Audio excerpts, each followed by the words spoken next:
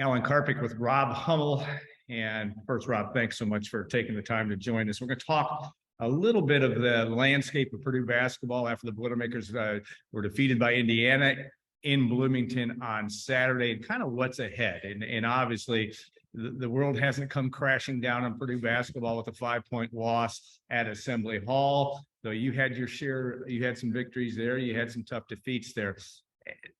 Never an easy place to play, and I know your schedule didn't allow you to see a ton of that game, but just from an broad stroke perspective, just coming back there and adjusting to life with all the hype after that game, and then having to play Iowa on Thursday, which is going to be a heck of a challenge for Purdue or for anybody. Yeah, the schedule doesn't stop just because, you lost a tough game. And Assembly Hall is as tough of a place to play as anywhere you'll go in college basketball. It's right up there with Mackey Arena. It's right up there with Allen Fieldhouse. I think, to me, those are the three best environments that we have in college basketball. So, yeah. Certainly I didn't get to see a ton. I was on a plane that didn't have Wi-Fi. So as we were taxiing to the runway and there was 6 minutes to go, and we were about to take off, it was pretty disappointing to know I had an hour until I would know who won the game, because Purdue was starting to come back, and it was a close game at the time. But yeah, I've won games there. I've lost games there.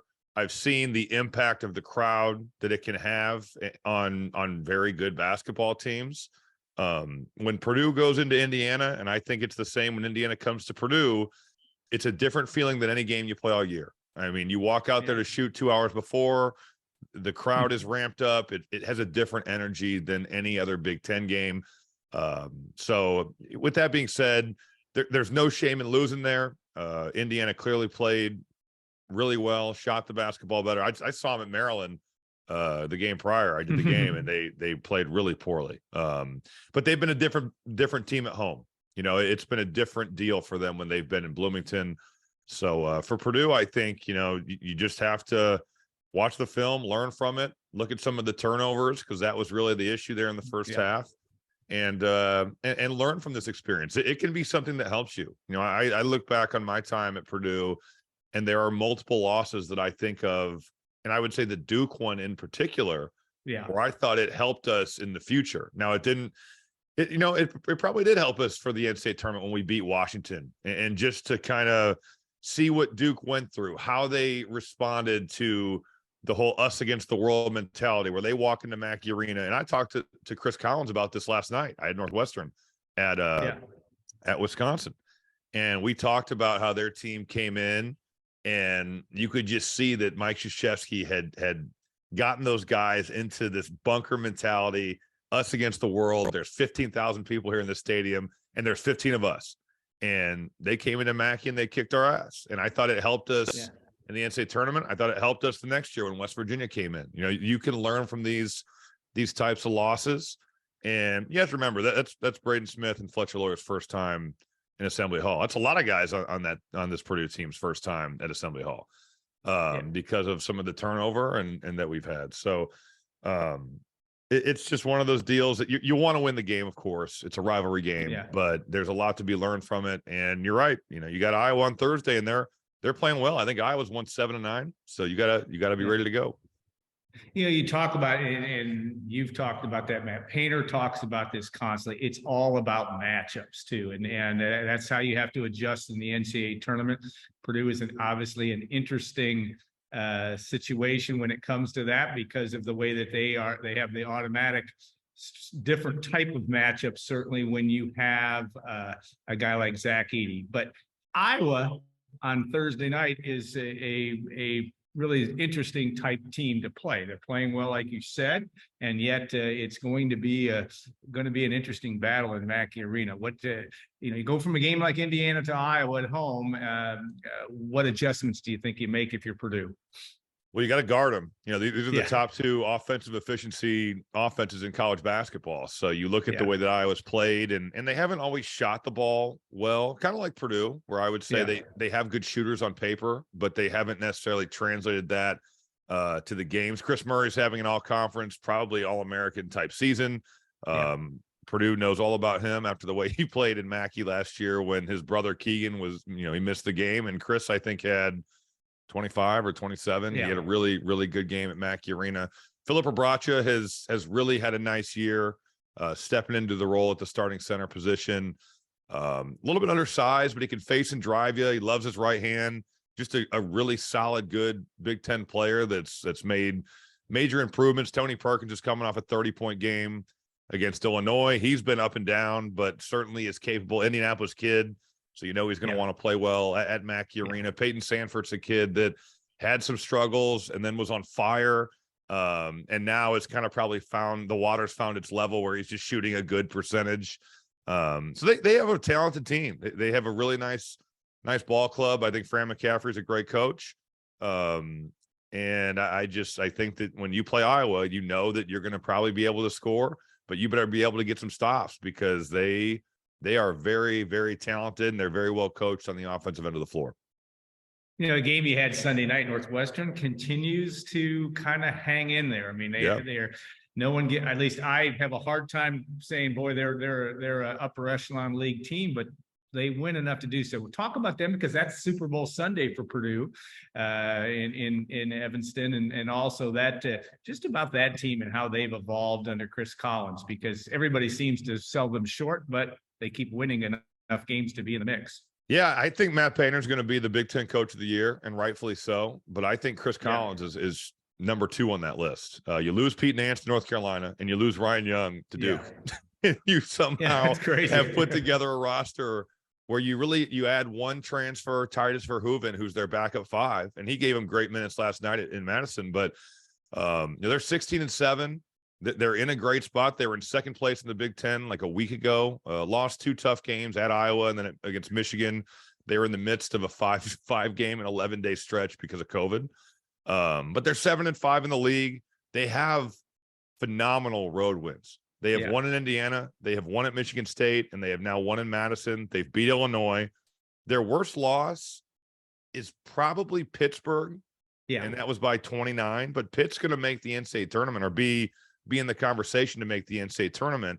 Lost to Auburn, neutral site.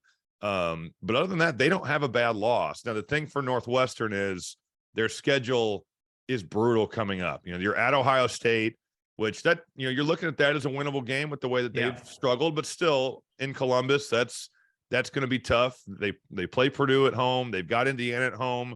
They've got Iowa at home. Those are 3 tough ones. Then you've got at Illinois, at Maryland, Penn State at home, and at Rutgers. So I think for Northwestern, even though that's a pretty daunting schedule, it's 16 wins. If you can find 3 or 4 more, you'd probably feel pretty good. If you get to 10 wins in the Big Ten, you would feel great about where you're at. You'd be 19-12, 10-10 going to the Big Ten tournament. If they do that, I think they're an NCAA tournament team. If you're 500 in this league and you have no bad losses, I don't see how they don't make the NCAA tournament. You know, it's funny. You're not a bracketologist yet, but you just reeled off a schedule from memory. I'm damn impressed. And I might be cheating. I might have Ken Palm pulled up right here. Oh, okay. All right. That is the beauty of I'll take the credit, but I might have that pulled up right on my computer as well. Well, truth be told, I didn't know the result of the Northwestern-Wisconsin game until you started talking about it. So there you go. No, I love the fact that, and you're not a bracketologist, but you certainly have to do that. In the Big Ten, I mean, who is not going to make the tournament? I mean, Minnesota, Nebraska, I mean, maybe Michigan, but I mean, who is everybody else still in the mix at this point in your view? I'd say you can eliminate Minnesota and Nebraska. I think Ohio State is pretty close to that. Teetering on that limit, I would say, of not making the NCAA tournament. Michigan's going to have to get incredibly hot. Penn State's loss at Nebraska last night certainly really hurts them. That's a loss that maybe they could not afford to take. I know when you look at Lunardi's bracketology stuff, and he sends out emails every day. So I've seen them. He had them in like the first 4 or last 4 in or first 4 out. They've been really close. So you lose a game like that, they're gonna have to make it up. Not that Penn State is eliminated. I think Wisconsin is going to be really close as well. So you look at the Big Ten. I think Purdue's a lock, Rutgers is a lock, Indiana's a lock, Maryland has a great chance. I'd say Illinois is a lock, Iowa getting close to lock, and then Northwestern is work to do. Michigan State probably going to be in, but they have some work to do as well. And then, you look at like Penn State, Wisconsin, Michigan, they're got a lot of work to do. So, yeah, it's just a fascinating, going to be a fascinating run for the Roses here down the stretch. All right. Well-traveled dude you are, and you've seen teams all around the country. This is topic, another conversation here, what games you do for ESPN, how you figure out how you work for BTN, but you've got, Purdue is still in that mix of teams in the top 5 or 6. You talked about it in the Goodman and Hummel podcast, which I is a must listen each week, just because you guys swear. I love that part. But you did drop the word ass in this podcast, so I'm good with that. So that's that. I feel like we've qualified. But tell me about Alabama, Houston. What other teams are out there that maybe somebody else that you mentioned in your podcast last week, though, somebody else that you're thinking, boy, these upper echelon teams need to be wary of? Yeah, I've seen Houston in person. Kelvin Sampson is as good of a coach in college basketball as you will find. They are disciplined. They crush you on the glass. They are so connected and together on what they do, especially defensively. You come off a ball screen, you're getting trapped, and they are just going to flood the weak side. And if you can handle Houston's initial surge of pressure and get it out of those traps, whether it's in ball screen or it's in the post, you can make them pay for it. But most of the time, it seems like they overwhelm your ball handler, and you're not able to make them pay for it. They have athletes. They've got big guards. They've got experienced guards. Jamal Shedd's a very good point guard. Marcus Sasser's going to be an All-American at the 2, a guy that can really score. High volume guy, but very talented. And then just a bunch of dudes that fit what Kelvin Sampson wants to do. They can overwhelm you. I saw him at Oregon. They pretty much overwhelmed Oregon. Like they do to most teams. I just saw Tennessee on Saturday. Which probably most Purdue and Indiana fans did not like, because the game took forever. And the end was bizarre. Tennessee's defense is terrific. They have great size. They have 4 centers that are 6'9" and long, and 6'10" and 7 foot. And Rick Barnes just rotates them through. But offensively, it's a struggle. They don't score the ball well, even though they've got some talented guards, and Josiah Jordan James and Santiago Vescovi's a good player. Zakai Ziegler has had a nice year, especially since getting put back into the starting lineup, although he was, I think, 0 for 11 in the game against Auburn, in a game where no one played well offensively. But no, their defense is certainly impressive. I think Houston is a more complete team. Tennessee's offense is a big question mark to me.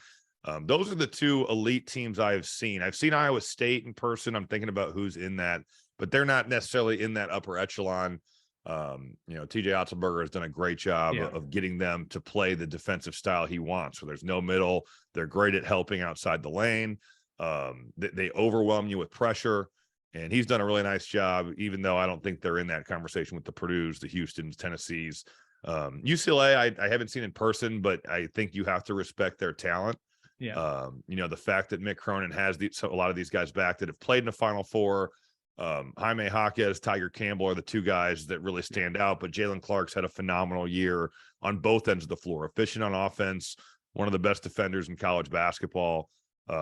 They're certainly a team that I think could make a deep run to the NCAA tournament. Bama, you mentioned, Brandon Miller is a stud.